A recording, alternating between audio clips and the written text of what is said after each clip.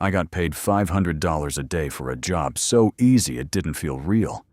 Until I opened one package and realized I'd made the biggest mistake of my life. And if you've ever thought about taking an easy money job online, you might want to hear this first. This started on a random night when I was sitting on my couch, stressing over money. Bills were stacking up, rent was coming up fast, and my car was barely holding together. I kept checking my bank account like it was somehow going to change on its own, but it didn't. So I did what most people do. I started scrolling. That's when I saw it. $500 per day. No experience needed. Start immediately. Normally, I would have ignored something like that. It sounded way too good to be real.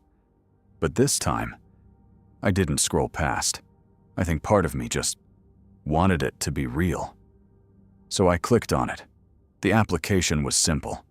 Just my name, my phone number, and one question asking if I could start immediately. I said yes. About 10 minutes later, I got a text. It said, "You're exactly what we're looking for." Looking back, that should have been enough to make me stop right there. But instead, I felt like I had just gotten lucky. They told me the job was logistics support. All I had to do was pick up packages and drop them off at different locations. No heavy lifting, no long hours, nothing complicated.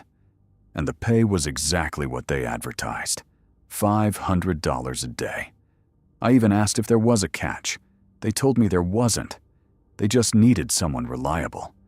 So the next morning, I got my first assignment. An address showed up on my phone with a time, and that was it. No company name, no details, nothing. When I got there, a guy was already waiting outside. He didn't say much. He didn't even really look at me. He just handed me a small box that was completely taped shut.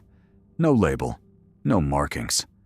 I remember asking what was inside, and he just said it didn't matter.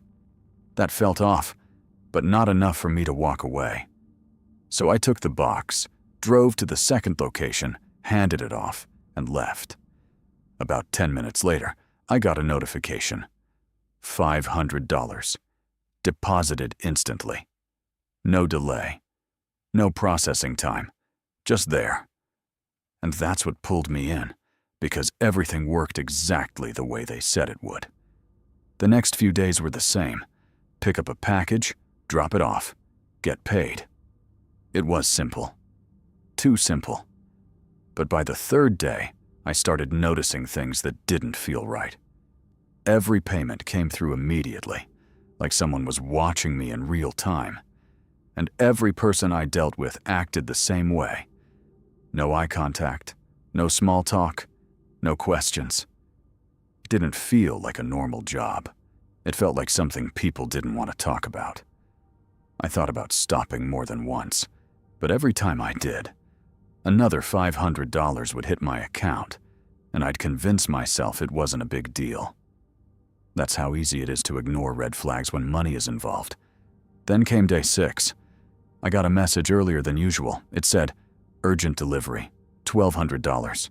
That number should have made me stop. Instead, it got my attention. The instructions were different this time. They sent me to a storage unit on the edge of town and gave me a code to unlock it. When I opened the unit, I immediately felt something was wrong. There weren't just a few packages inside. There were dozens of them, stacked all the way to the back. Every single one was sealed the same way.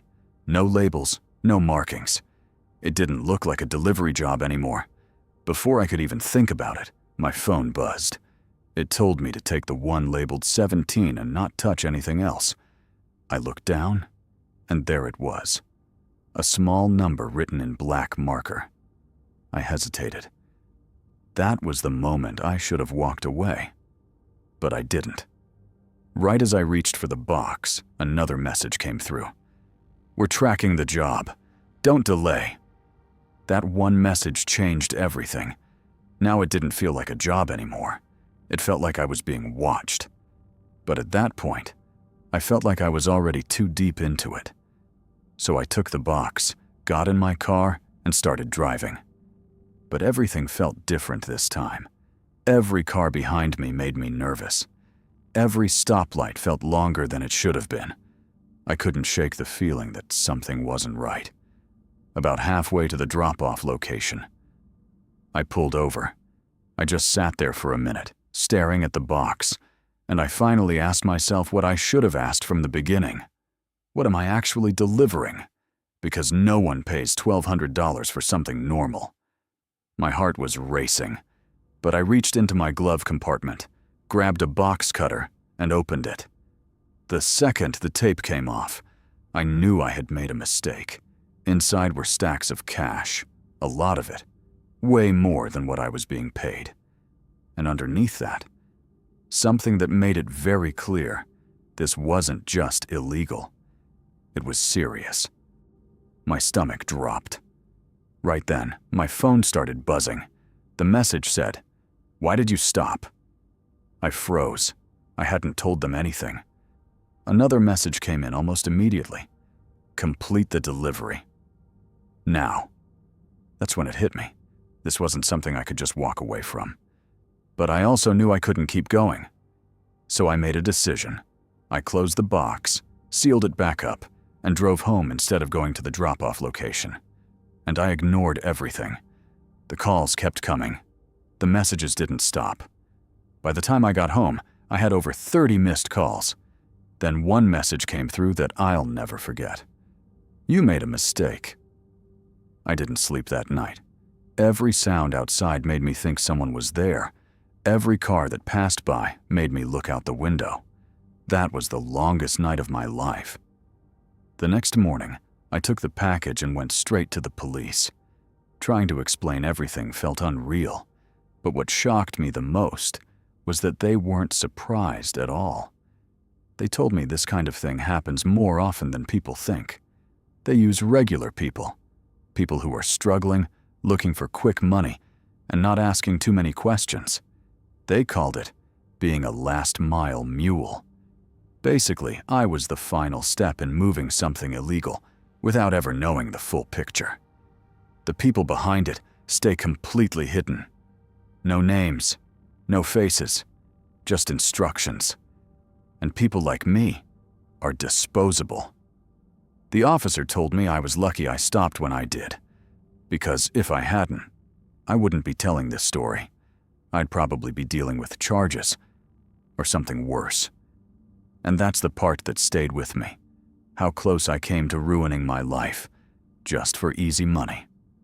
So if you ever come across something like this, take a second and really think about it, because if it feels too easy, there's a reason, and it's almost never worth it. If this story made you think twice about easy money, hit like so more people actually see this and don't fall into the same trap. And if you've ever had something feel off but ignored it, let me know in the comments. And if you want more real stories like this, make sure you subscribe, because this wasn't the only time I learned something the hard way.